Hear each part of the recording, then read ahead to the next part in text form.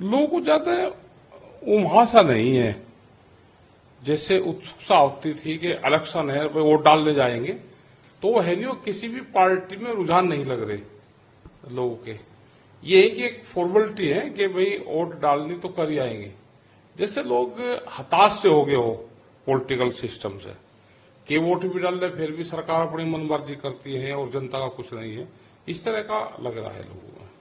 अगर हम मुजफ्फरनगर की बात करें तो संजीव बालियान और हरेंद्र मलिक में दोनों का दावा है कि 100% वोट से उनकी जीत होगी।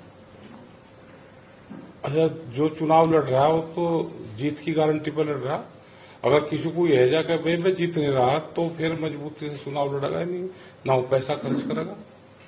सब अब अपने दावे करते हैं, अब देखते हैं कि जनता किसको वोट देती है।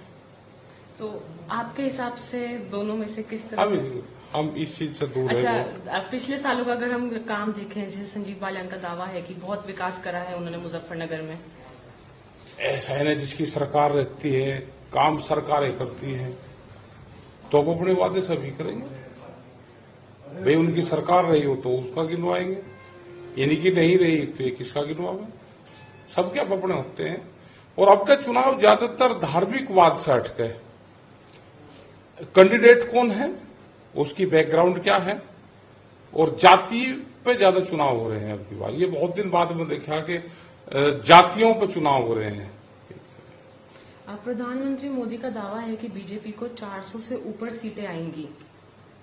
नहीं, बोर्ड लगे देखिए हमने, वहां ना प्रधानमंत्री का नाम लिख रहा, वहां ना नरेंद्र मोदी का नाम लिख रहा, वहां मोदी का नाम लिखा हुआ है। मोदी कौन है, इसके नाम की कोई आइडेंटिटी है देश में?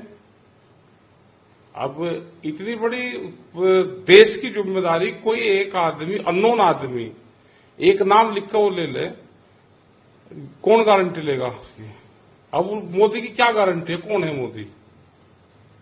तो कोई हो, कोई जानता हो तो मोदी की गारंटी, भाई उस नाम की कोई आइडेंटिटी देश में है, या तो फुल पूरा नाम लिखे कि भाई ये है जिस आदमी की देश में आईडी बनी हुई हो और उसके 2 गारंटर हो, तो जब 2 गारंटी ले सकता है देश की। अब ये तो हमें फर्जीवाड़ा सा ज्यादा लग रहा। अगर हम बात करें जो किसानों को वादे दिए गए थे सरकार के, क्या आपको लगता है वो पूरे करे गए हैं, चाहे वो एमएसपी हो या फिर गन्नों के दाम हो या अन्य चीजों के फलों के दाम हो? किसान भी तंग है, देश में नौजवान भी तंग है,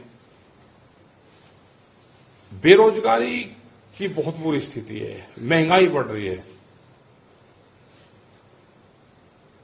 ये तो आंदोलन अगर होते रहेंगे तो कुछ काम हो सकते हैं। पॉलिटिकल सिस्टम से एक किस्म से देश का विश्वास सा उठ गया, कोई काम नहीं हुए। ऑपोजिशन और मतलब इंडिया अलायंस लगातार बीजेपी को, पीएम मोदी को अक्यूज कर रही है कि अगर ईवीएम में खराबी होगी तभी वो जीतेंगे, वरना उनको 150 या 180 से ऊपर सीटें नहीं मिलेंगी। अब कुछ न कुछ तो बात होगी। भाई कौन आदमी कह सकता है कि हम इतने जीत जाएंगे? कुछ ना कुछ गड़बड़ करेंगे, या जनता पर छोड़ दो तो चुनाव आ जाएगा, जिसकी जीत हो जाएगी, जिसको वोट पड़ जाएगी आ जाएगी उसको। और अगर 400 से ज्यादा आ रही है तो फिर इलेक्शन की जरूरत ही देश में नहीं है, फिर तो इसका सीधा रिन्यूअल करो। आप क्यों काम का खर्चा करवा रहे हैं? ऐसे कुछ मुद्दे जिनको नजर में रखते हुए चुनाव लड़ रहे हैं मुजफ्फरनगर में, कोई नहीं, मुजफ्फरनगर में कोई मुद्दों पर आधारित चुनाव नहीं है, सब जाति पर आधारित चुनाव है और कैंडिडेट को देखकर लोग वोट दे रहे हैं, कोई मुद्दे नहीं है। हमसे जुड़े रहने के लिए हमारे YouTube चैनल को सब्सक्राइब करें और नई वीडियो की नोटिफिकेशन के लिए बेल आइकॉन को दबाएं। अगर आप ये वीडियो Facebook पर देख रहे हैं तो लाइक जरूर करें और ज्यादा से ज्यादा शेयर करें। धन्यवाद।